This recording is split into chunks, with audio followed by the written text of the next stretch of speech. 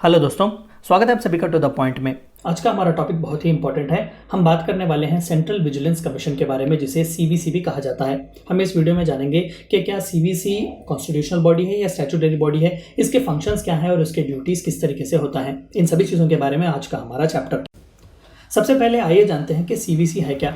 It is an agency constituted to curb corruption in officers of Indian government. याद रखिएगा कि specifically CVC जो है वो सिर्फ करप्शन से ही डील करता है, अनलाइक सीबीआई जो ऑफकोर्स करप्शन से डील तो करता है लेकिन बाकी के क्राइम्स के बारे में भी वो देखता है। लेकिन सीवीसी जो है वो इकलौता ऐसा बॉडी है जो स्पेसिफिकली करप्शन के बारे में ही डील करता है, सेंट्रल विजिलेंस कमीशन। और ज़्यादातर जो गवर्नमेंट ऑफ इंडिया के तहत जितने भी ऑफिसर्स आते हैं, जितने भी एम्प्लॉयज़ वगैरह आते हैं, उन सभी के ऊपर जो है ज्यूरिसडिक्शन होता है सीवीसी का। तो बिल्कुल ये एक एजेंसी है सेंट्रल गवर्नमेंट की जो एक्ट करती है करप्शन के खिलाफ।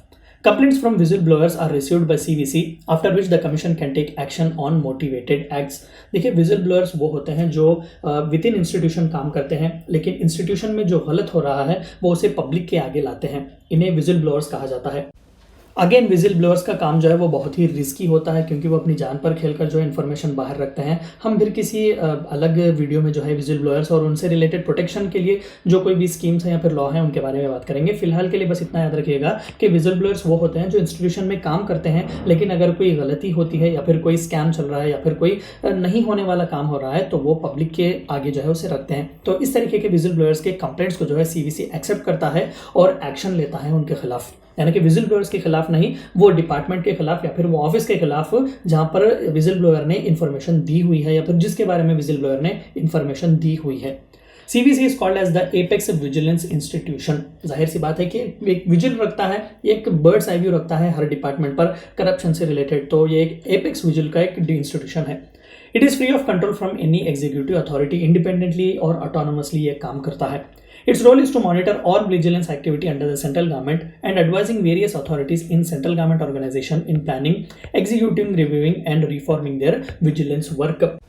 देखिए, विजिलेंस का माना अगर मैं बता सकूं हिंदी में तो जागरूकता, यानी कि वो केयर देखता है, एक बर्ड्स आई व्यू प्रोवाइड करता है कि कहीं गलती ना हो, खासकर करप्शन से रिलेटेड। तो वो प्लानिंग में, एग्जीक्यूटिंग में, रिव्यूइंग में और रिफॉर्म्स में जो है बहुत ही मदद करता है सीवीसी। अलग अलग सेंट्रल डिपार्टमेंट जो होते हैं, मिनिस्ट्रीज जो होते हैं, वो एडवाइस लेते हैं सीवीसी की, ताकि एक विजिल जो है या फिर एक जागरूकता जो है वो बनाए रखी जाए।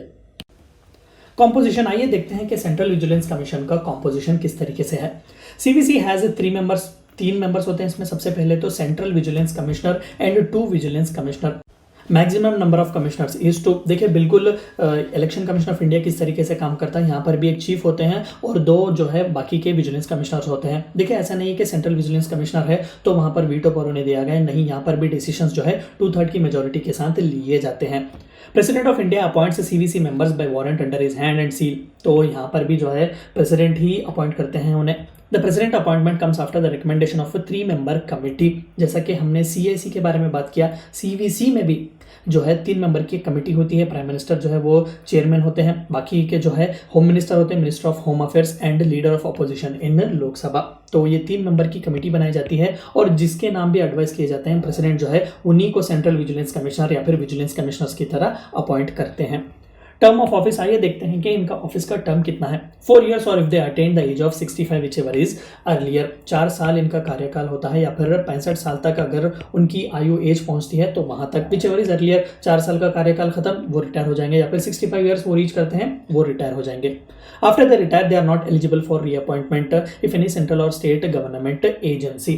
तो ये बहुत ही इंपॉर्टेंट है, इसीलिए जो है इसे किसी भी एग्जीक्यूटिव अथॉरिटी के परे रखा गया है, यानी कि एक इंडिपेंडेंट और एक ऑटोनमस इंस्टीट्यूशन की तरह इसे रखा गया है। बहुत ही इंपॉर्टेंट पोजीशन है।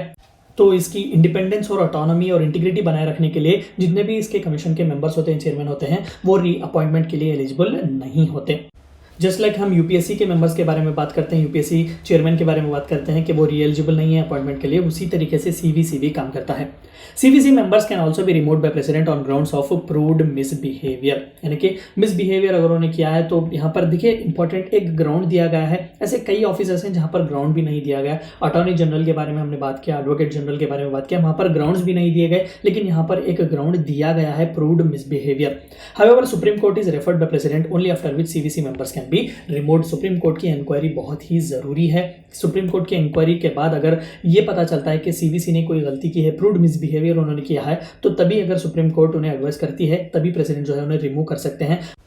महज एक एग्जीक्यूटिव ऑर्डर से जो है प्रेसिडेंट उन्हें निकाल नहीं सकते, यानी कि प्रेसिडेंट का प्लेजर तो है, लेकिन वो प्लेजर पर जो है कहीं ना कहीं आपत्ति रखी गई है कि सुप्रीम कोर्ट को चाहिए कि वो इंक्वायरी के बाद एक रिपोर्ट दे कि हाँ सीवीसी ने कोई गलती की है, प्रूव्ड मिसबिहेवियर किया हुआ है, तभी जो है निकाल सकते हैं या फिर नहीं निकाल सकते। देखिए as of now central vigilance commissioner जो है वो एक स्टैट्यूटरी बॉडी है। 1964 में संतानम कमेटी ऑन करप्शन रखी गई थी, तो वहाँ पर एक इनके रिकमेंडेशन पर, संतानम कमेटी के रिकमेंडेशन पर एक एग्जीक्यूटिव ऑर्डर पर जो है सीवीसी को बनाया गया था। लेकिन 2003 में पार्लियामेंट ने सीवीसी एक्ट पास किया, जिसके तहत सीवीसी को स्टैट्यूटरी दर्जा दिया गया। ये कॉन्स्टिट्यूशनल बॉडी नहीं है, ये स्टैट्यूटरी बॉडी है।